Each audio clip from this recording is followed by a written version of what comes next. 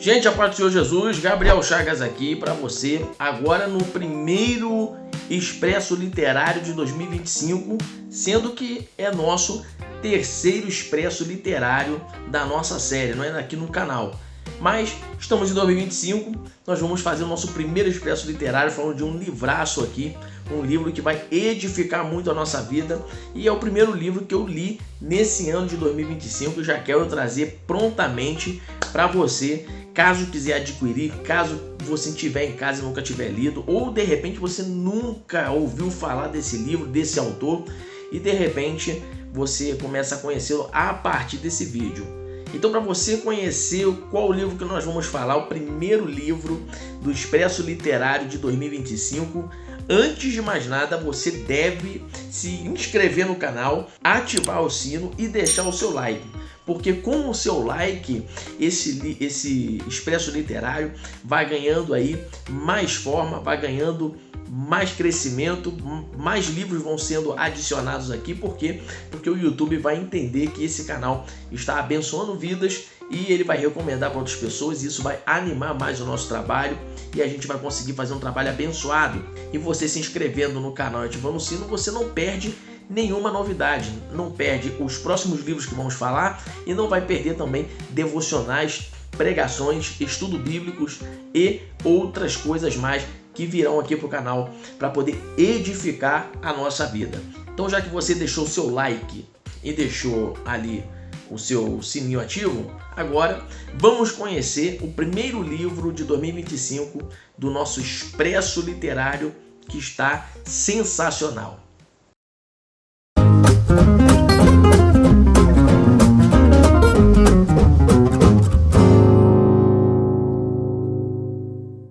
Então, nosso primeiro livro de 2025 é esse livraço aqui, meus amigos. O Abismo entre a Promessa e a Realidade, o Evangelho segundo Abraão, do Ian Duguid. É um livraço, e para a gente começar a falar desse livraço, antes de falarmos do conteúdo desse livro, nós vamos começar falando sobre a estrutura física desse livro. Então vamos conhecer um pouco sobre a estrutura física desse livro, como que ele é, como que ele foi construído, para depois a gente já compreender o conteúdo que esse livraço tem para nos oferecer.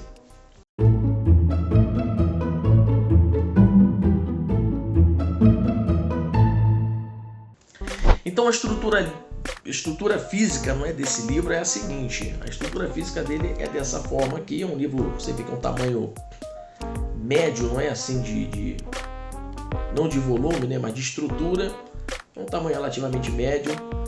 A gente tem aqui um corte padrão, um corte branco padrão, simples, não é? O que eu achei assim, a arte desse livro é uma arte muito bem elaborada, eu acho que muito bem construída assim, que transmite exatamente o que o livro quer passar, não é? O livro quer passar uma mensagem, a gente vai conhecer como que quer passar essa mensagem, e tem esse aspecto de Antigo Testamento mesmo, esse aspecto de uma coisa mais antiga. Temos Abraão aqui, Isaac aqui, o rosto de Isaac meio que cortado, não é? Que isso aqui é extraordinário, porque o foco do livro é mais em Abraão do que propriamente Isaac. Isaac vai aparecer, logicamente, né? Faz parte da história de Abraão, mas a gente vai ver aqui, ó, que o livro vai focar mais em Abraão e a capa é genial. A gente tem um anjo aqui, não é? Evitando que Abraão venha matar o Isaac no sacrifício. Achei a capa extraordinária, muito bem feita. Agora, a estrutura da capa é brochura, capa mole aqui. A gente não tem uma orelha aqui de marca-página, é uma capa muito simples, padrão. A gente tem uma folha de rosto aqui bem simples, bem padrão mesmo, representando aqui a capa. E a gente tem aqui uma folha padrão, uma folha branca, né, padrão, abrir uma página qualquer aqui. A gente tem aqui também um acabamento muito interessante, um acabamento com capricho, por mais que seja uma folha padrão, não é uma folha de má qualidade, é uma folha boa de pegada. A letra é muito boa de ler, é uma letra média, tamanho médio, não é pequena nem grande, diagramação extraordinária, e a gente tem essa estrutura simples, mas um simples bem feito, um simples bem trabalhado. A gente tem aqui também uma estrutura de 145 páginas, não é? 145 páginas, é um livro relativamente fino, não é um livro volumoso, é um livro fino, não chega a ser um livreto, mas é um livro fino que vai nos proporcionar muito facilmente uma conclusão desse livro. Então a gente tem aí já um começo de ano com uma ideia muito boa, uma ideia de você já começar pegando um livro em que você vai concluir facilmente e já vai dar aquele aspecto, aquele incentivo de você ler mais livros, porque você já começou o ano bem, já começou o ano concluindo o livro. Então a gente vai notar, quando a gente for falar do conteúdo do livro, que esse livro é fácil de concluir não só por causa do volume, mas o conteúdo dele proporciona muita facilidade de nós concluirmos esse livro, porque o conteúdo é extraordinário. Mas antes de falarmos do conteúdo do livro, vamos dar continuidade aqui sobre a estrutura física, que já está chegando no final, mas a estrutura física desse livro vai lembrar que o autor, não é o Ian Duguid, né? Eu vou reforçar mais uma vez, Ian Duguid, e a editora é a editora Cultura Cristã, né? A gente tem o símbolozinho aqui embaixo, tem aqui também, editora Cultura Cristã. Eu tenho poucos livros da editora cristã, da Cultura Cristã, né? Eu tenho poucos livros, então se essa editora estiver vendo alguém, quiser mandar um livro para a gente fazer um unboxing aqui, vai ser muito bem-vindo.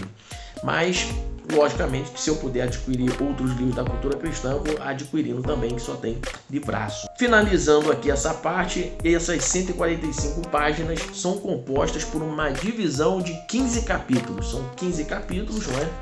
Nós temos aqui 15 capítulos compondo essa estrutura de 145 páginas. 145 páginas divididas em 15 capítulos, em um livraço extraordinário. Agora que a gente já terminou de falar da estrutura física desse livro, vamos conhecer o conteúdo desse livro, agora da estrutura literária desse livro. Será que esse livro vale a pena ser lido? Será que ele tem coisa boa para passar? Ou é mais um livro falando mais uma história de Abraão? Isso aí a gente vai conferir agora.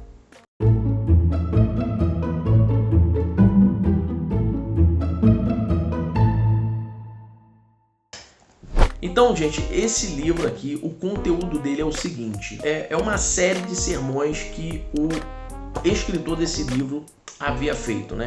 Então, para a gente poder compreender como é que foi essa série de sermões, vamos compreender rapidamente quem é esse autor aqui, de forma bem panorâmica, né? Ian Duguid, né? Ou Ian Duguid, não sei, porque aqui tá Ian. Então a gente não fala Ian, né? De repente é Ian Duguid, porque eu acho que ele é um norte-americano, né? Mas eu falo Ian Duguid para ficar mais prático, mais brasileiro, mais como é que fala? É aportuguesado, né? Vamos dizer assim, entre aspas, né? Portuguesado, né? Mas pode ser que seja Ian Duguid. Mas vamos falar aqui Ian Duguid. Quem era esse Ian Duguid? Ian Duguid, na verdade, ele é um PhD pela Universidade de Cambridge, é professor de Antigo Testamento e Religião no Grove City College, em Grove City, na Pensilvânia, e pastor da Christ Presbyterian Church de Grove City, né? Então ele é pastor da Igreja Presbiteriana de Grove City, é um presbiteriano. Então ele é um pastor presbiteriano que, para poder fazer esse livro aqui, antes ele havia feito uma série de sermões sobre Abraão, não é? Uma série de sermões sobre Abraão. Só que essa série de sermões sobre Abraão foi muito edificante para a igreja e ele recebeu incentivos, né? Incentivos de palavras incentivadoras, né? Para poder compor um livro inspirado nesses sermões, porque eram sermões que trouxeram muita edificação para a igreja. E a gente compreende que realmente é muito edificante, a gente vai conhecer aqui no conteúdo. Então esse livro, ele pega essa proposta e transforma esses sermões em capítulos, né, para poder compor um livro. Só que, obviamente, que agora ele pega esses sermões e reformata em uma estrutura de livro. Ele tem algumas pessoas que participam com ele, ajudando na revisão e tudo mais, e faz esse livro extraordinário. Então, qual é a proposta desse livro a partir do momento em que ele pega esses sermões e transforma nesse livro aqui? A proposta do livro é trazer uma série de ensinos sobre Abraão, logicamente, mas não é somente um ensino sobre Abraão, mas é um pequeno estudo no Antigo Testamento, especificamente na história de Abraão, apontando para Cristo. Então é um estudo de Cristo no Antigo Testamento, na história de Abraão. Por quê? Porque esse livro aqui, ele é totalmente cristocêntrico. É um livro que vai falar sobre Cristo em todos os capítulos. A gente vai ter 15 capítulos, então são 15 capítulos falando constantemente de Cristo. Ele faz uma introdução sempre com uma pequena história, não é? Ele faz uma introdução sempre com uma pequena história. Quem faz um pouco disso é N.T. Wright, né? N.T. Wright faz um pouco disso, de contar uma pequena história para introduzir um capítulo. Ele faz esse esquema e depois ele começa a discorrer sobre o capítulo, sobre a história que ele está trabalhando, e no final ele sempre, não somente no final, né? Ele também, no meio ali da mensagem, ele aplica Cristo, mas sempre no final você vai encontrar Cristo sendo aplicado, Jesus aplicado ali e aplicando a nossa vida em relação a Cristo, baseado na história que ele está contando. Então, para a gente ter um exemplo aqui, a gente vê eu selecionei aqui o capítulo 6 desse livro, né?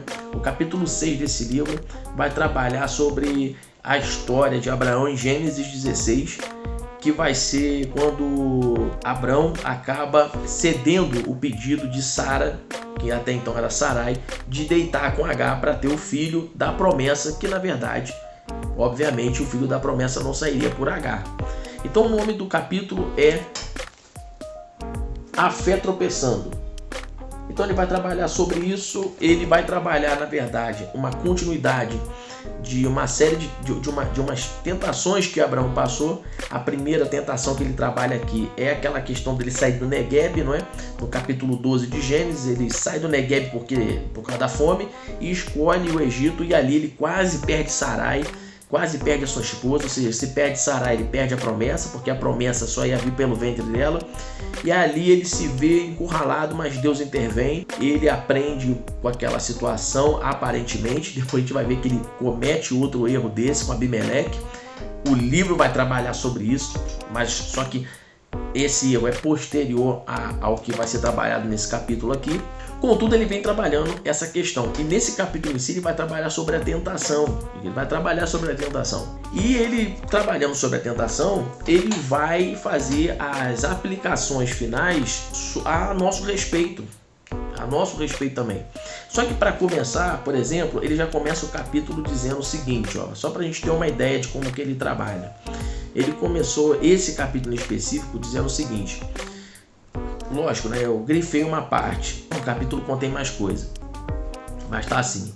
O grande homem de fé também foi tentado exatamente como nós. No entanto, esta também é uma imagem desafiadora para nós. Aí ele dá continuidade aqui, ou seja, ele já tá fazendo a aplicação, que ele foi tentado e a gente também não foge disso, que seria o herói da fé.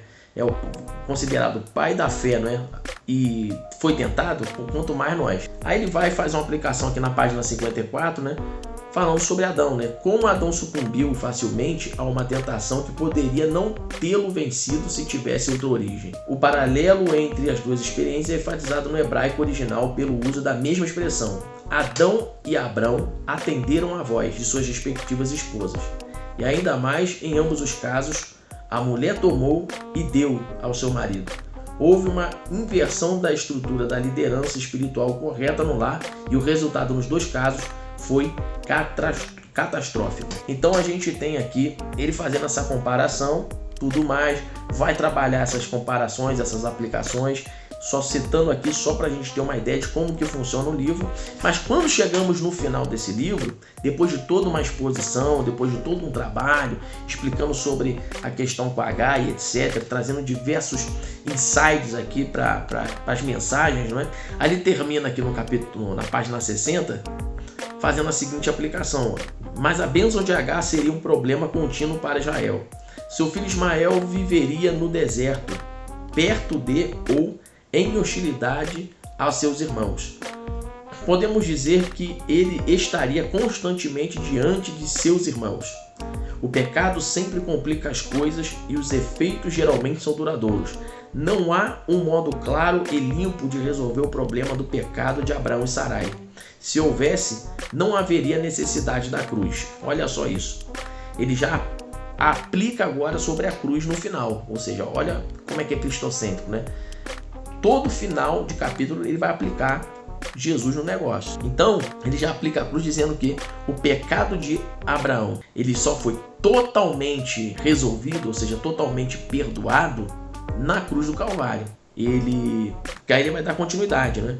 O pecado não pode ser sepultado, ele só pode ser expiado. Isso aqui é extraordinário, porque ele faz essa aplicação mostrando que, olha só, pecado não tem como você pecar e jogar ele para um caixão e enterrar tanto o pecado quanto as consequências do pecado naquele caixão. Não existe essa possibilidade. Todo pecado, ele fica à mostra, ele fica totalmente aparente para diante do juízo de Deus. E só tem uma maneira das consequências plenas do pecado, ou seja, essas consequências que levam à morte eterna, essas consequências que levam à condenação eterna, de serem aniquiladas. É por meio da expiação. Então o pecado é impossível de ser sepultado. Ele ou ele mata ou ele é expiado. E ele joga aqui Jesus no negócio, né? Que Jesus, ele é a expiação do pecado. E logicamente que o autor aqui já está fazendo um paralelo atemporal, né? Está fazendo um paralelo entre Abraão e Jesus, não é? Fazendo o quê? O pecado de Abraão, ele é totalmente perdoado em Cristo. O pecado da humanidade é totalmente perdoado em Cristo. E os nossos pecados só serão perdoados a partir do momento em que nós entregamos-nos para a expiação de Cristo. Não tem como nós pecarmos e sepultarmos o pecado. O pecado só tem uma maneira de ele não nos trazer o salário dele, não é? Que vai dizer em Romanos que o salário do pecado é a morte. Qual é a maneira de a gente escapar desse salário?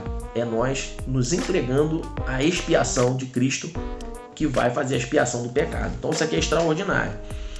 E ele vai dizer aqui, ó, para a gente encerrar: e ele ali na cruz, vemos em Jesus o Deus que realmente vê, que está procurando por aquele que vagueia, buscando-nos no deserto. Vemos Jesus silenciosamente nos convencendo de nosso pecado e de nossa rebelião contra Deus, pelos quais ele foi pendurado ali, mas também apontando-nos o caminho para a casa, o caminho para a bênção. Não há caminho para a bênção que não passe pela cruz. Não houve atalhos para Jesus e não há nenhum atalho para nós. Extraordinário, né? Ele já vai fazendo a conclusão de mensagem de forma poderosa. Abraão pegou atalho, mas Jesus não pegou atalho. Abraão pegou atalho por mais de uma vez. Jesus não pegou atalho nenhuma vez. Jesus passou pelo Getsêmani, do Getsêmani passou pela cruz e da cruz ele triunfou sobre a morte.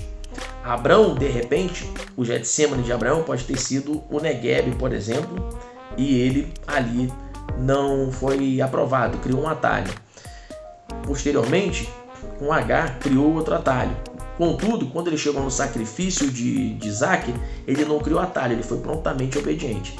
Ou seja, o autor não está querendo mostrar que Abraão foi um desobediente a vida toda, mas mostrando que Abraão, por mais que ele tenha sido exemplar, foi chamado de amigo de Deus, pai da fé, um homem que a promessa começa a ser restabelecida, né? A aliança renovada, né? A aliança de Deus com os homens começa a ser renovada a partir dele, apesar de já ter feito uma aliança com Noé, mas agora a promessa de um povo é a partir de Abraão.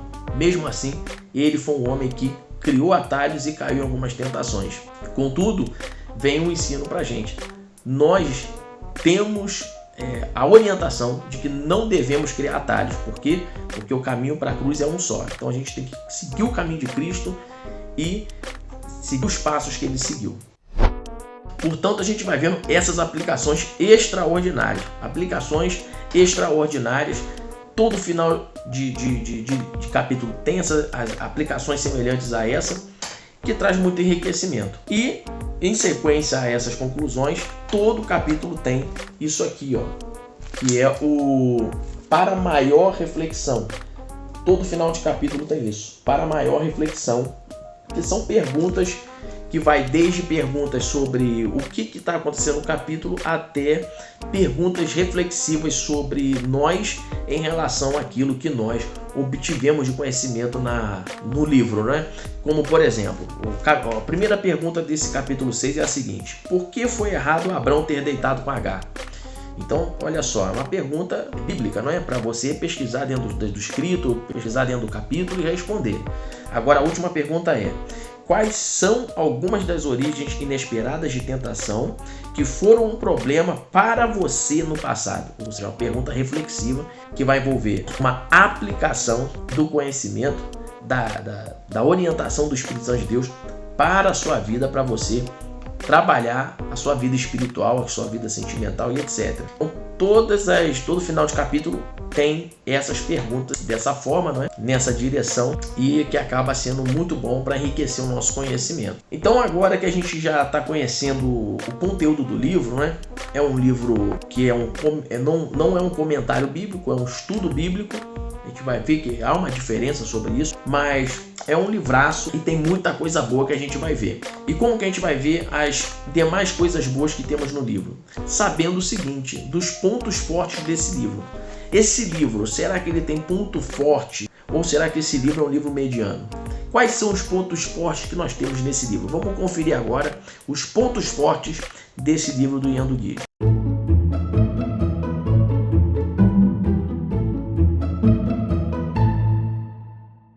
O ponto forte desse livro, na verdade, são alguns, não é? São mais de um ponto forte. O primeiro ponto forte que nós identificamos aqui desse livro é que é um livro prático, é um livro objetivo e é um livro que não é acadêmico. Então ele é um livro que não se detém em ser um comentário bíblico. Você não vai ficar fadigado de ler. É um livro que é um estudo bíblico, didático e profundo. Ele é prático, didático e profundo. Serve tanto para quem está num estudo avançado acadêmico. Por quê? Porque vai ter diversas coisas aqui que vão ficar meio que escondidos. São pepitas escondidas que ficam quando a gente vai lendo a Bíblia. Ninguém sabe a Bíblia toda, é impossível esgotar a Bíblia. Então você vai achar umas pepitas de ouro aqui, coisa boa. E para quem não está numa leitura acadêmica, vai conseguir lidar muito fácil com esse livro, porque é um livro prático, simples, leitura envolvente, como se fosse uma pregação muito tranquila, uma pregação pastoral de domingo, muito bom. Você vai se encantar com a maneira com que esse livro é escrito. Outro ponto forte são essas pepitas de ouro que temos aqui, né? Para pregações, enriquece muito, porque ele vai trazendo um cenário, um contexto da história, vai trazendo um cenário que vai iluminando muito a nossa mente, vai nos trazendo aqui coisas que às vezes passam despercebido. Então, para pregação, para estudo bíblico, para seminário, é extraordinário. É um livraço que vai auxiliar muito. E a outra coisa que é o ponto forte é que ele não é volumoso. Então, ele vai transmitir para você, nesse começo de ano, uma sensação de que você vai começar esse livro e vai terminar esse livro.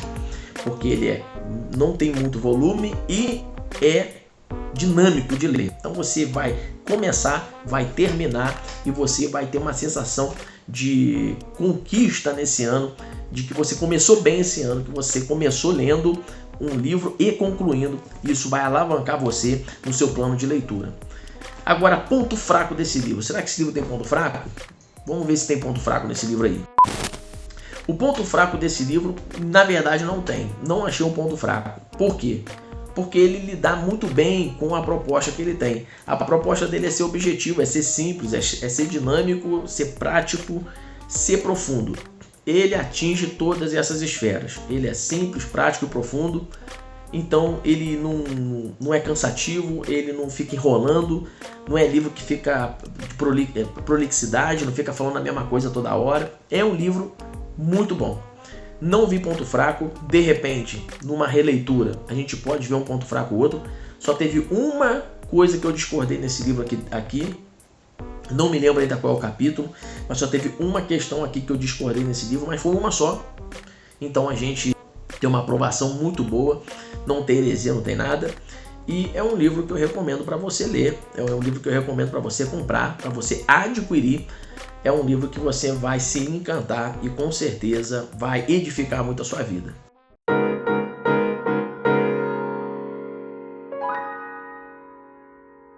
Então, para a gente finalizar esse expresso literário, segue aí essa dica. Ian Duguid, O Abismo entre a Promessa e a Realidade, o Evangelho segundo Abraão. É interessante isso aqui porque, olha, esse subtítulo aqui, o Evangelho segundo Abraão, já é para poder mostrar que o livro é cristocêntrico, né? Não é um livro só sobre Abraão, mas é um livro sobre Cristo na história de Abraão. Extraordinário. Se você se interessa em adquirir esse livro, eu vou deixar o link desse livro na descrição. Você pode adquirir ele, você vai adquirir num preço muito bom. A editora Cultura Cristã, ela está sempre fazendo livros extraordinários. E você, se não tem nenhum livro da editora Cultura Cristã, você pode começar a ter a partir dessa aquisição. E se você já tem e não tem esse livro, adquira para a sua coleção, para a sua biblioteca. E para a gente poder finalizar esse vídeo, deixo essa recomendação e deixo mais uma recomendação, que é a recomendação do Planner Bíblico de 2025. Presta atenção nisso aqui. Preste atenção nisso aqui. O Planner Bíblico de 2025, Mulheres Fundamentadas na Palavra, é um planner bíblico elaborado pela minha esposa, Karina Chagas, que tem feito um trabalho extraordinário com as mulheres, com leitura anual da Bíblia, ou seja, lendo de Gênesis a Apocalipse.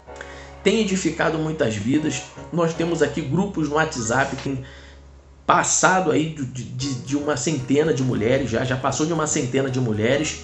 No Instagram nós temos ali, já passamos de 40 mil mulheres ali conosco no Instagram, com a minha esposa lá. Não teve nada de comprar seguidor, não teve negócio de tráfego para conseguir seguidor, nada disso. Tudo obra de Deus, tudo no crescimento orgânico do Espírito Santo, debaixo de um trabalho de oração, de dedicação.